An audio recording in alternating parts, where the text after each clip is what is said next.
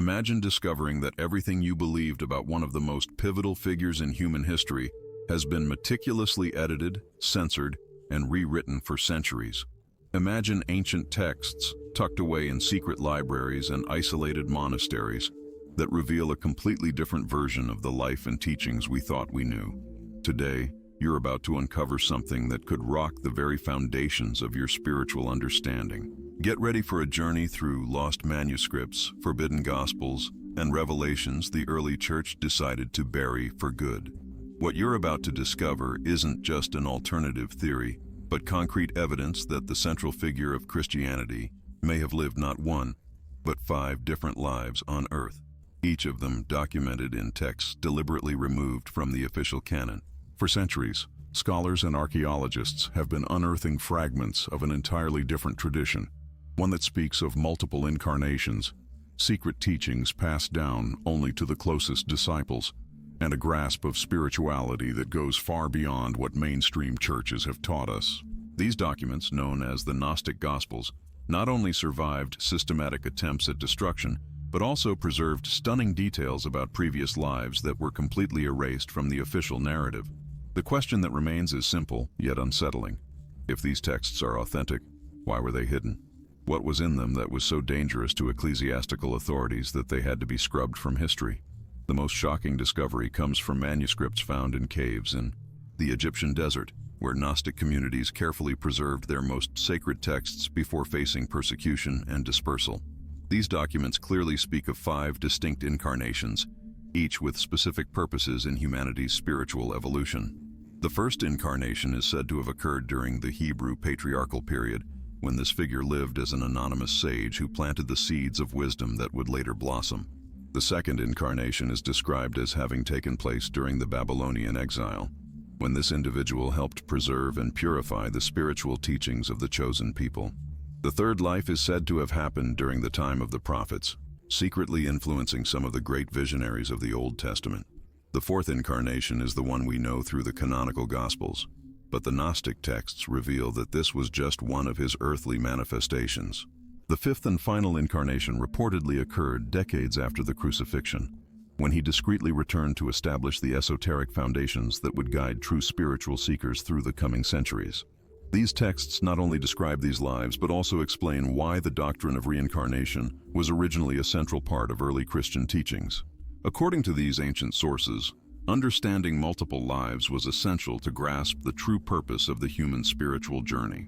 It wasn't simply a single life followed by eternal judgment, but a gradual process of purification and evolution through multiple earthly experiences, each offering specific opportunities for soul growth.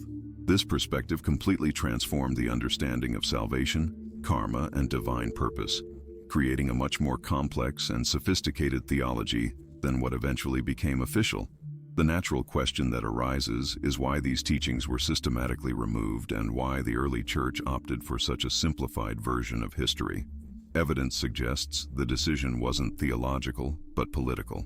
By the 4th century, as Christianity became the official religion of the Roman Empire, there was a need to create a unified doctrine that could serve the purposes of the state. Teachings about multiple lives and gradual spiritual evolution posed problems for a power structure that needed immediate obedience and absolute control over the masses. If people believed they had multiple opportunities to achieve enlightenment and could access divine wisdom directly, without ecclesiastical intermediaries, the power of the institutional church would be severely threatened. That's precisely why I invite you to hit that subscribe button and ring the notification bell, because we're just beginning to unravel one of the deepest conspiracies in religious history. In upcoming videos, we'll explore each of these 5 incarnations in detail, analyzing the original texts and showing how these secret teachings influenced clandestine spiritual movements throughout Western history. You won't find this kind of in-depth investigation anywhere else, because we're accessing sources most scholars prefer to ignore or dismiss.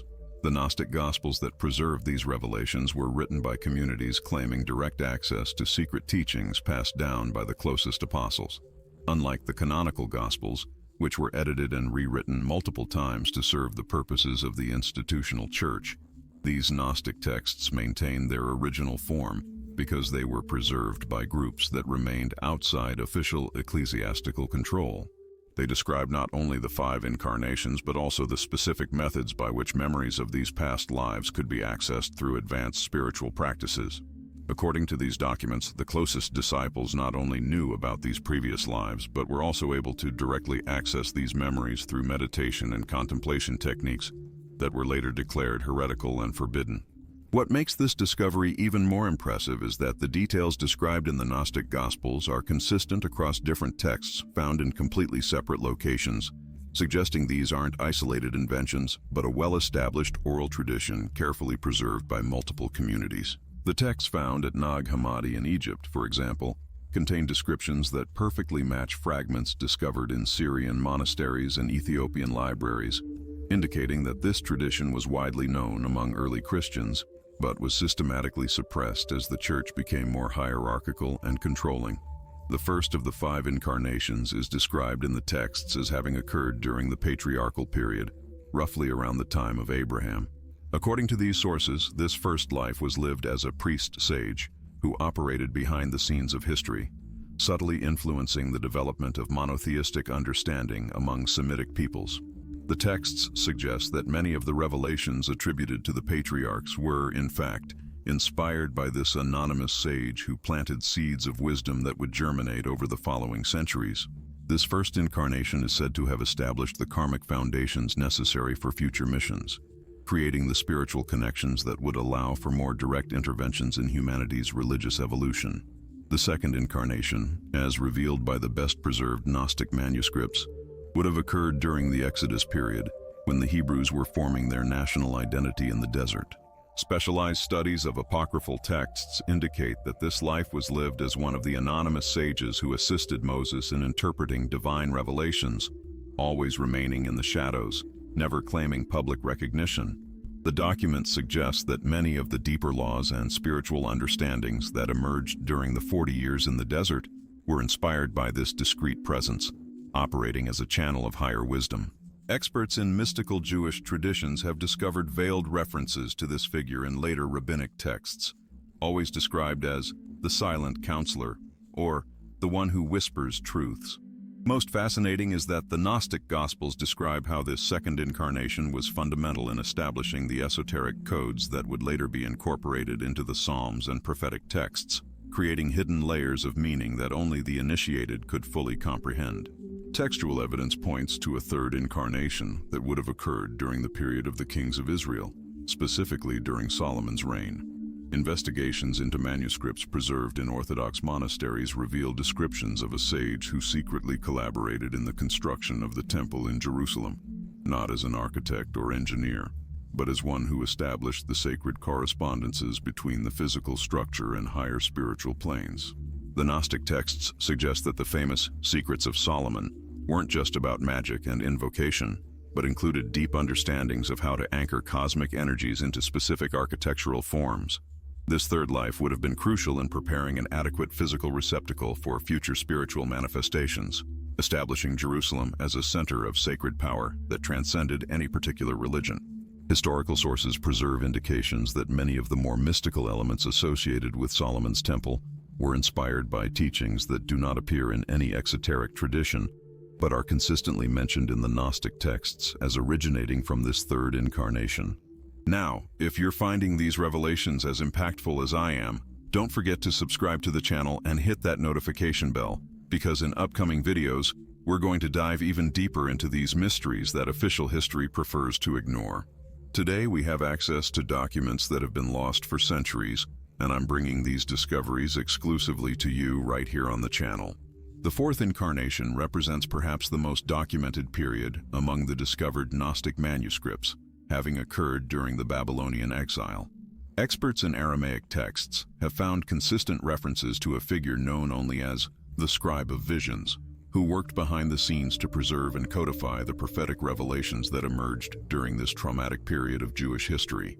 The documents suggest that many of the visions attributed to Ezekiel and other prophets of the exile were actually received through the subtle mediation of this fourth incarnation, who served as a purified channel capable of translating cosmic insights into comprehensible prophetic language.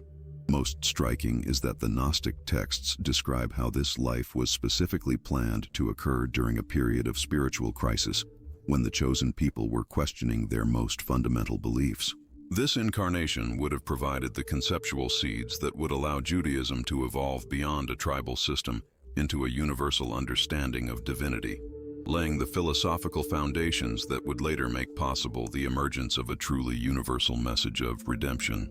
Archaeological and textual evidence converges in a surprising way when we analyze the specific historical contexts chosen for these preparatory incarnations.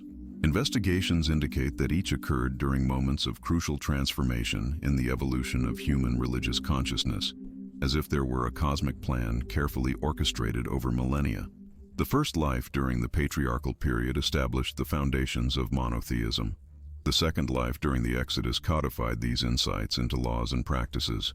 The third life during Solomon's reign created physical and energetic structures to anchor them. The fourth life during the exile universalized these understandings beyond tribal borders. This pattern reveals a sophistication of spiritual planning that completely defies conventional explanations of how religious traditions naturally evolve. The Gnostic texts suggest that each incarnation not only built upon the achievements of the previous ones, but also prepared specific conditions that would be necessary for the success of the final mission we all know. Tell me in the comments which of these 4 preparatory incarnations impresses you the most and why, because your perspective will enrich our analysis of the hidden patterns we're discovering together. The 5th and most significant preparatory incarnation is said to have occurred during the intertestamental period, specifically during the time of the Maccabees and the rise of the Essene communities.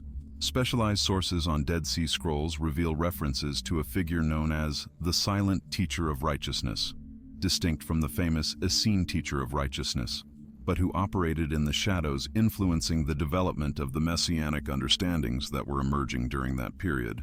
The Gnostic documents describe how this 5th life was crucial in establishing the specific expectations and spiritual conditions that would allow for the recognition of the final mission when it finally manifested. This incarnation would have worked to purify and refine prophetic traditions, removing elements that could confuse or obscure the true nature of the redemption that was to come. Experts note that many of the understandings about the nature of the Messiah found in the Qumran texts seem to have been influenced by teachings that do not appear in any previously identified source, but are consistently attributed in the Gnostic Gospels to this 5th preparatory incarnation. The most fascinating aspect of these revelations is how they explain certain historical anomalies that have always intrigued scholars of biblical traditions. Why do certain sophisticated spiritual understandings suddenly appear in specific periods, seemingly without gradual development? Why do some texts contain insights that seem far beyond the cultural context in which they were supposedly written? Why are there so many hidden layers of meaning in writings ostensibly directed at popular audiences? The Gnostic Gospels offer a surprising answer. These anomalies result from the subtle influence of a consciousness that maintained continuity through multiple lives, planting seeds of wisdom that would germinate at appropriate moments in human history. Each incarnation not only contributed to the evolution of religious understanding, but also established specific karmic and energetic connections that would facilitate the final manifestation of the redemptive mission. The texts suggest that the closest disciples not only knew about these past lives, but could directly access these memories through advanced meditative practices that allowed them to comprehend the true cosmic magnitude of the presence they had encountered. Investigations into parallel mystical traditions reveal that similar concepts about preparatory incarnations exist in other ancient spiritual traditions, but they have always been kept as secret teachings reserved only for advanced initiates. Hinduism speaks of the avatars of Vishnu. Buddhism describes the bodhisattvas who return repeatedly. And even Native American shamanic traditions preserve stories about spirits manifesting in different eras to guide humanity's spiritual evolution. What makes the Gnostic Gospels unique is the level of specific historical detail they provide about these preparatory incarnations, including descriptions of how the memories of these lives were preserved and transmitted through secret initiatic lineages that operated parallel to official religious structures. The preservation of these secret teachings about the 5 incarnations reveals a complex network of transmission that operated for centuries through initiatic communities that developed sophisticated methods to protect and share these revelations. The Gnostic Gospels describe how certain spiritual lineages maintained oral traditions that complemented the written texts, preserving not only factual information about these past lives, but also practical techniques for directly accessing these memories through altered states of consciousness. These communities understood that knowledge of the preparatory incarnations wasn't merely historical, but represented an active spiritual key that could completely transform a seeker's understanding of the nature of divine reality and human purpose. The methods used to preserve these traditions were extraordinarily ingenious, involving multiple layers of protection that ensured only individuals with adequate spiritual development could access the deepest teachings. Studies suggest there were at least 7 different levels of initiation, each revealing progressively more specific aspects about the 5 incarnations. First-level initiates received only symbolic stories that seemed like common folklore, but contained hidden codes that became evident only to those who had developed certain perceptual capacities. As a student demonstrated spiritual maturity and genuine commitment to the path, additional layers of meaning were gradually revealed, culminating in the most advanced teachings that included not only specific details about each incarnation, but also practical instructions for recognizing and working with the continuous presence of this cosmic consciousness. The most surprising discovery in the Gnostic Gospels is the revelation that these initiatic communities were not simply study groups, but represented direct spiritual lineages that maintained an active energetic connection with the consciousness of the 5 incarnations. The texts describe how advanced masters could invoke specific aspects of this consciousness during special ceremonies, allowing experienced disciples to receive direct teachings that transcended anything that could be communicated through words or writings. These mystical experiences provided personal validation of the teachings about the incarnations, transforming what might be merely intellectual belief into directly experienced knowledge. The organizational structure of these communities reflected a sophisticated understanding of how to preserve authentic spiritual traditions in the face of external pressures and persecutions. Investigations indicate that they operated through decentralized networks where each local group maintained only fragments of the complete teaching, requiring collaboration among multiple communities to reconstitute the totality of knowledge about the 5 incarnations. This strategy not only protected the teachings against suppression, but also ensured that no single individual or isolated group could distort or monopolize these revelations for personal or political purposes. The documents preserved in these traditions demonstrate how the knowledge about the preparatory incarnations was seamlessly integrated with practices designed to foster personal spiritual growth and enlightenment. Specific spiritual practices designed to facilitate the evolution of human consciousness. It wasn't enough to simply grasp these past lives intellectually. Initiates were trained in meditative techniques, purification practices, and heart-opening methods that prepared them to recognize and receive the ongoing influence of this divine presence in their own lives. The Gnostic Gospels contain detailed descriptions of these practices, revealing a complete spiritual system that combined historical knowledge with direct personal transformation. What's particularly fascinating is how these communities understood the relationship between the 5 incarnations and the development of humanity's collective consciousness. The text suggests that each incarnation not only contributed to individual spiritual evolution, but also planted specific seeds within the collective consciousness that would continue to germinate over centuries. This perspective offers an explanation for historical phenomena that have always puzzled scholars. Why do certain spiritual discoveries or profound insights emerge simultaneously in entirely separate cultures? Why do some understandings of the divine nature seem to be in the air? During specific historical periods, the Gnostic Gospels propose that these synchronicities result from the continuous influence of the seeds of consciousness planted by the 5 incarnations, which mature and manifest when historical and spiritual conditions are appropriate. The suppression of these teachings by the emerging ecclesiastical hierarchy didn't merely stem from theological differences regarding reincarnation. It also reflected a fundamental struggle over who would control access to direct spiritual experience. The communities preserving knowledge of the 5 incarnations represented a decentralized model of spiritual authority, where validation came through direct personal experience rather than institutional approval. This approach was perceived as profoundly threatening by leaders intent on establishing centralized hierarchical structures of religious power. Evidence suggests that many theological conflicts of the early centuries weren't truly about specific doctrines, but rather fundamental questions of spiritual authority and autonomy. The teachings on the 5 incarnations empowered individuals to develop direct relationships with the divine that transcended any need for institutional mediation. To establish centralized religious control, it became necessary not only to suppress these specific revelations, but also to completely delegitimize the idea that authentic spiritual truths could be accessed outside officially approved structures. The sophistication of the methods used to conceal and preserve these teachings during periods of persecution reveals the extraordinary commitment of these communities to protecting the spiritual heritage they had received. Scholars have uncovered evidence of elaborate systems of codes, hidden symbols, and veiled references that allowed aspects of the teachings on the 5 incarnations to be preserved even within texts that appear completely orthodox on the surface. These concealment methods were so effective that many of these references remained invisible for centuries, only recently being recognized by researchers who developed new approaches to analyzing ancient texts. Detailed analysis of these preservation systems reveals that the custodial communities developed a profound understanding of how to protect sacred information without compromising its essential integrity.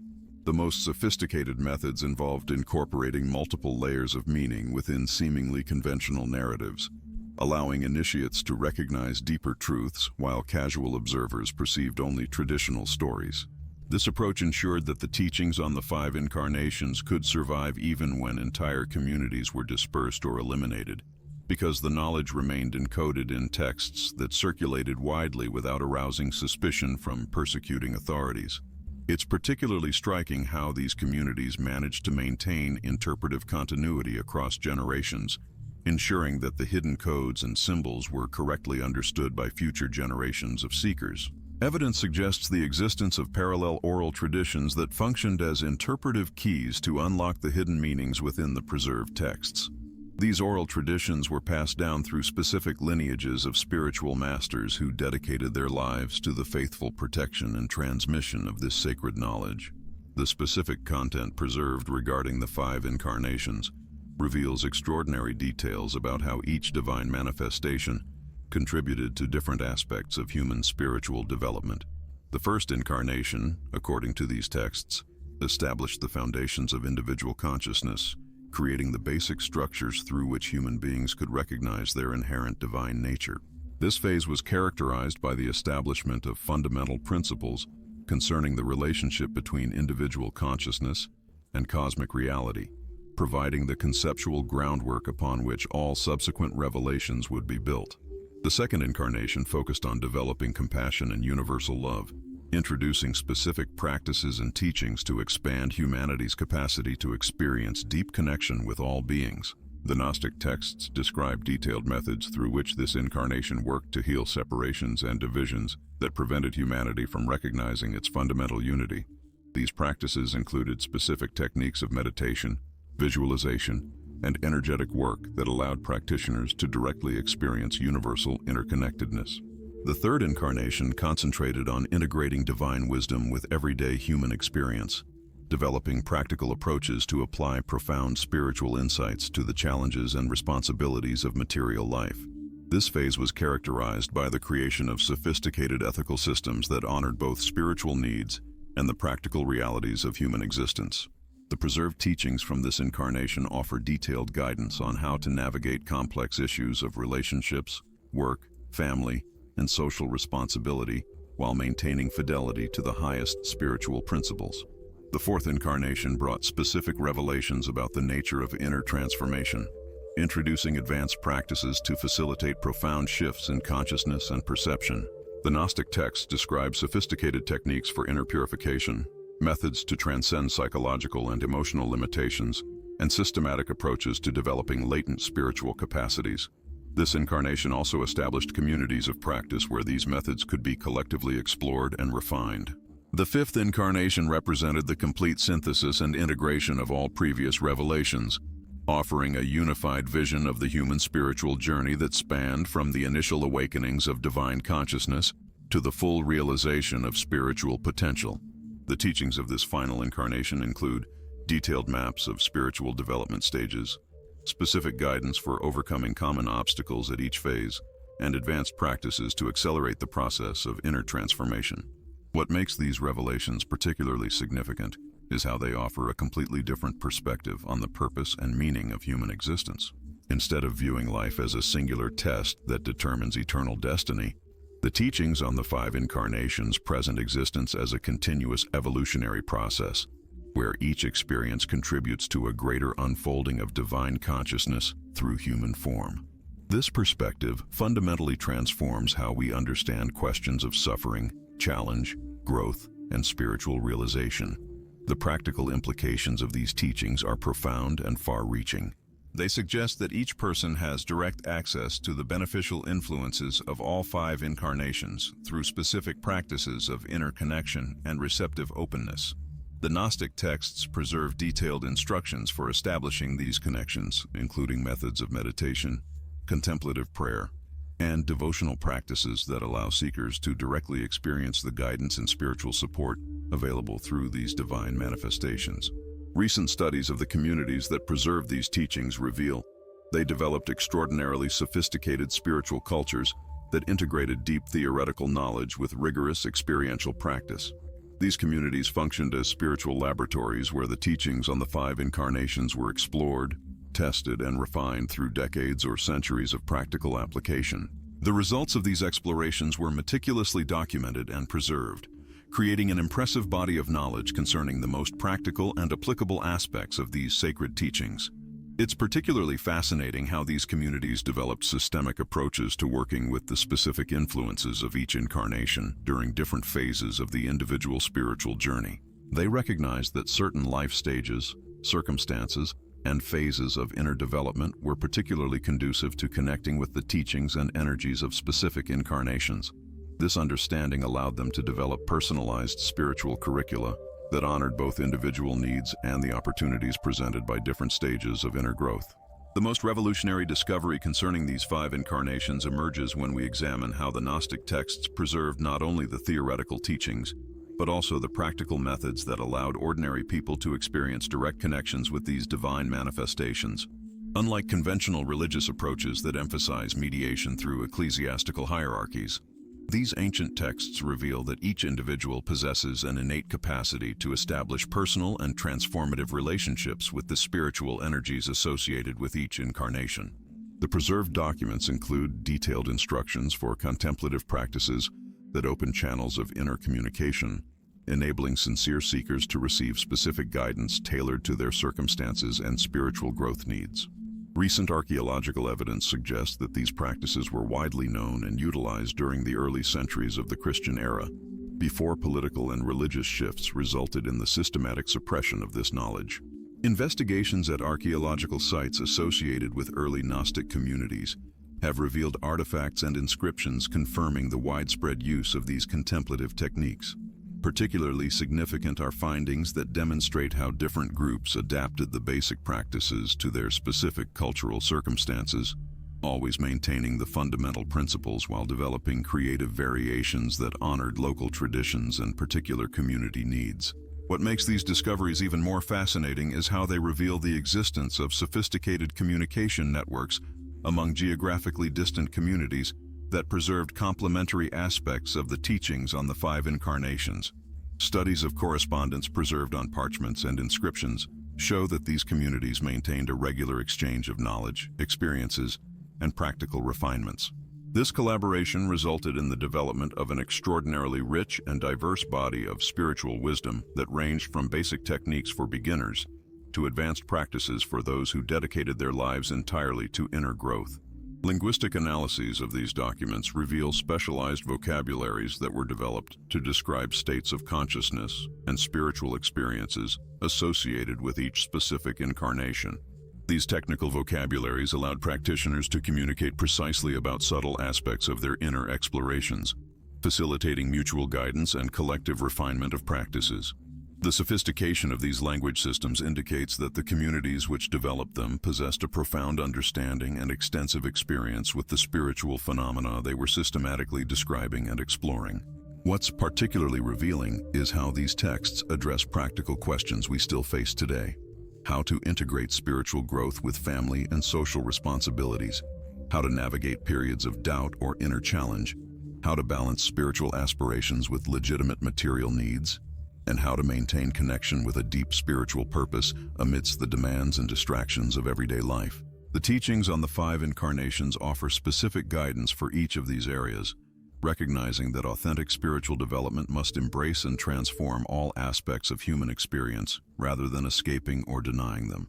The theological implications of these teachings are profound and challenge many fundamental assumptions that have shaped Western religious development. In particular, they suggest that the divine nature manifests not through a single, unrepeatable incarnation, but through a continuous process of progressive revelation that adapts to humanity's growing capacities to receive and integrate ever deeper spiritual truths. This perspective recontextualizes fundamental questions about salvation, redemption, and spiritual realization, presenting them not as externally determined singular events, but as continuous evolutionary processes in which each individual actively participates through their choices, practices, and inner development.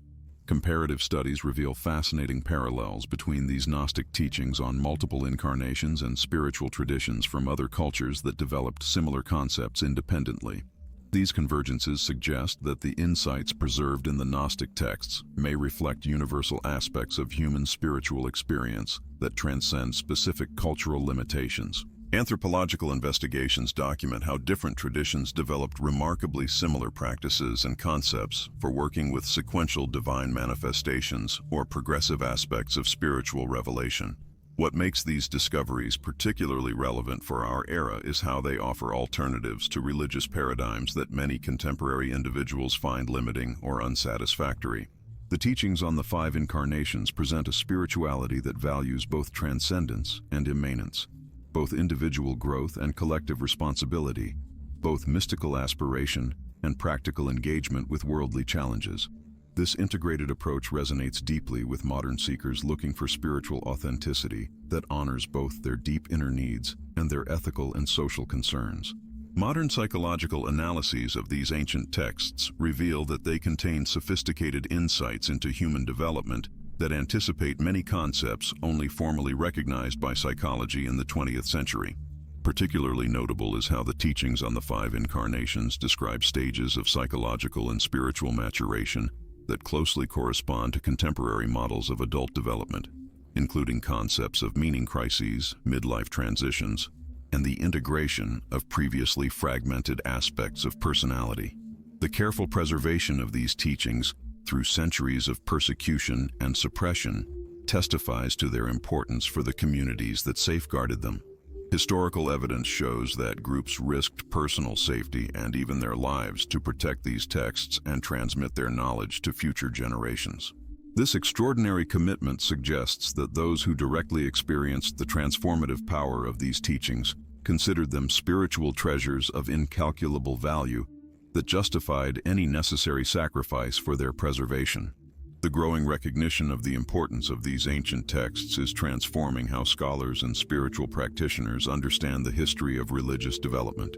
Recent research demonstrates that the teachings on the 5 incarnations were not simply abstract theological speculations, but reflected direct spiritual experiences of communities that developed sophisticated practices to cultivate states of consciousness capable of perceiving these sequential divine manifestations. Preserved documents include detailed instructions on specific meditative techniques, elaborate ritual practices, and methods of progressive spiritual development that were used to prepare initiates to receive these expanded revelations.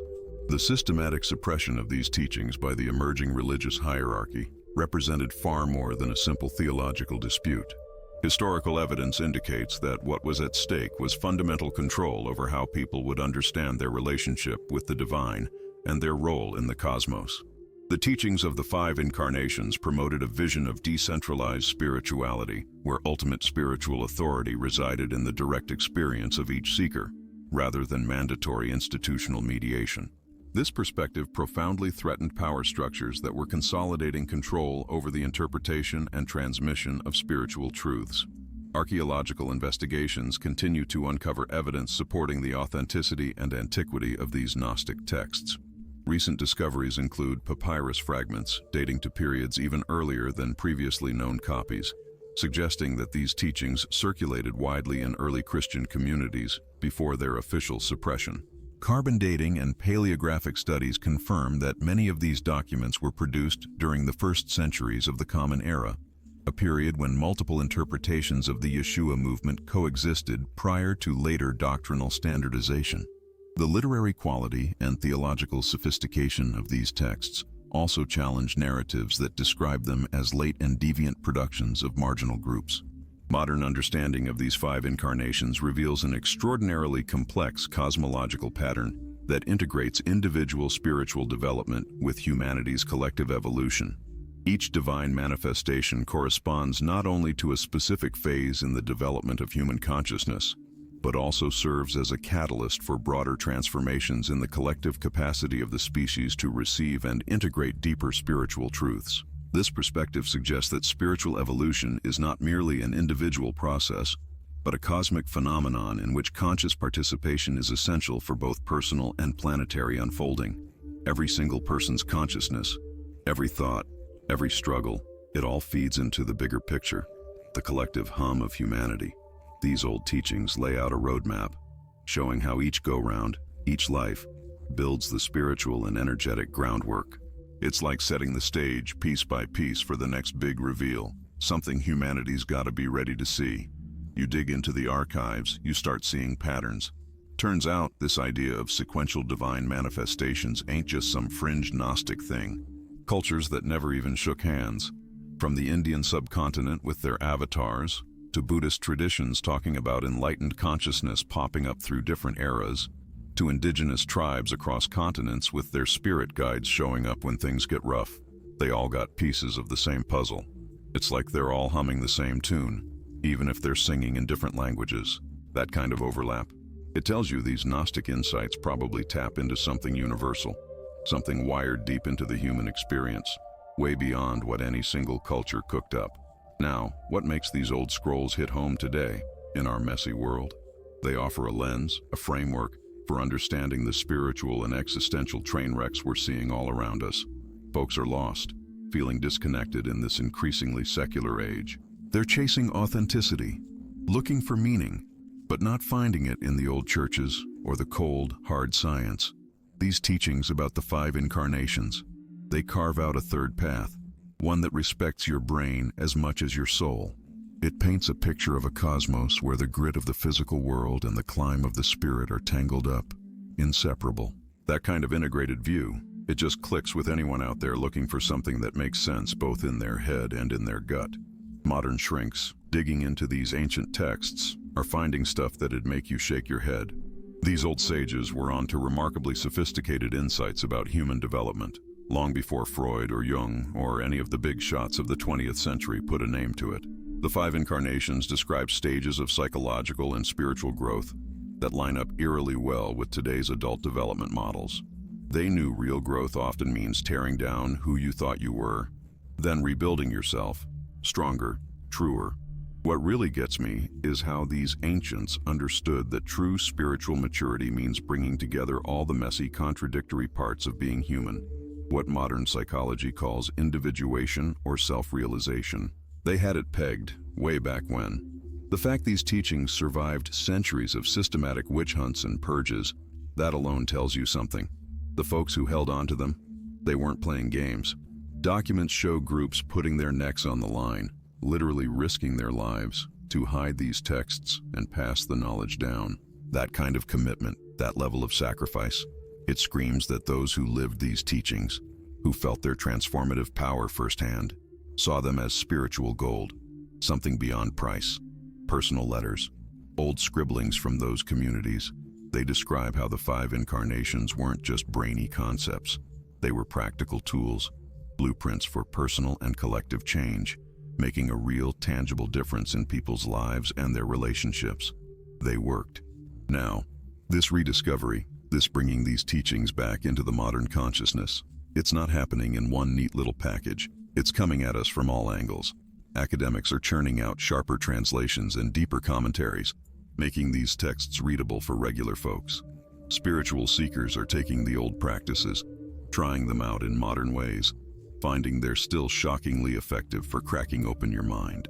Artists, writers, creative types, they're all finding fresh angles, new inspiration in these alternative takes on reality and what we're capable of. This collision of serious scholarship, hands-on spirituality, and creative exploration, it's building a real head of steam, pushing these forgotten teachings back into the spotlight. What's really emerging from all this isn't just some dusty old theory.